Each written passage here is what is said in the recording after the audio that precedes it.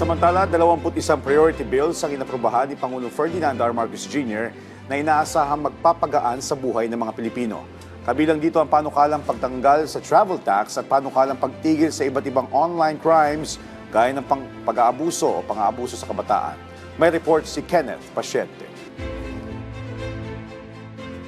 Inaprubahan ni Pangulong Ferdinand R. Marcos Jr. ang ilang panukalang batas na layuning mas mapagaan pa ang pamumuhay ng mga Pilipino. Sa ginanap na ikatlong Legislative Executive Development Advisory Council o LEDAC full meeting, 21 priority measures ang aprobado ng punong ehekutibo na pinatututukan niya sa Kongreso at target na maipasa bago matapos ang buwan ng Hunyo. Sabi ng Malacanang, layon ng mga ito na pagaanin ng mga pasanin ng mga mamamayan, palakasin ang transparency, at paigtingin ang pananagutan ng pamahalaan.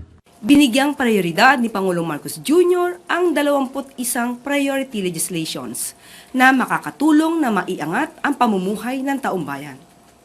Kabilang sa mga prioridad ng Pangulo na maipasa sa Hunyo ang mga sumusunod: travel tax abolition, expanded anti-online sexual abuse or exploitation of children and Anti-Child Sexual Abuse or Exploitation Materials Act of 2026.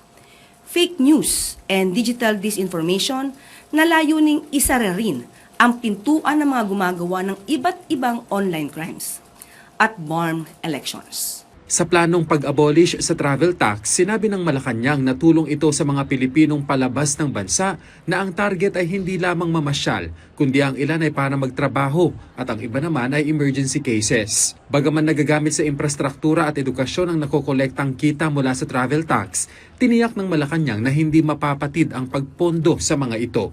Kapag ka po ito ay nagkaroon ng abolish na po lahat at hindi lang kumbaga deduction lang yung fee, ito naman po ay pupuntahan ng gobyerno, of course, sa pamamagitan po ng GAA.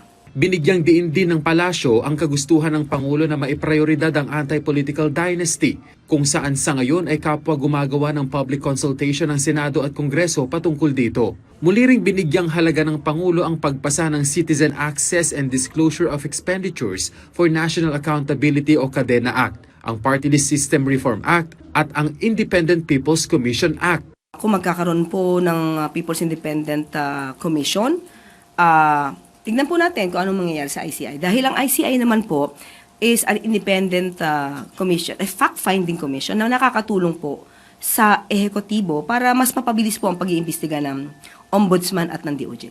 Bagaman isinusulong ng pamahalaan ang Anti-Fake News and Disinformation Act, siniguro ng palasyo na hindi nito susupilin ang kalayaan sa pamamahayag ni Numan. Ang sinabi naman po ng Pangulo nung nabanggit po ito ay dapat pong balansihin. Yun po ang ating nadinig sa Pangulo, dapat balansihin nga po dahil nga po baka po masagasa yung freedom of expression. Dapat ma-define mabuti kung ano po yung sinasabi nating fake news at disinformation.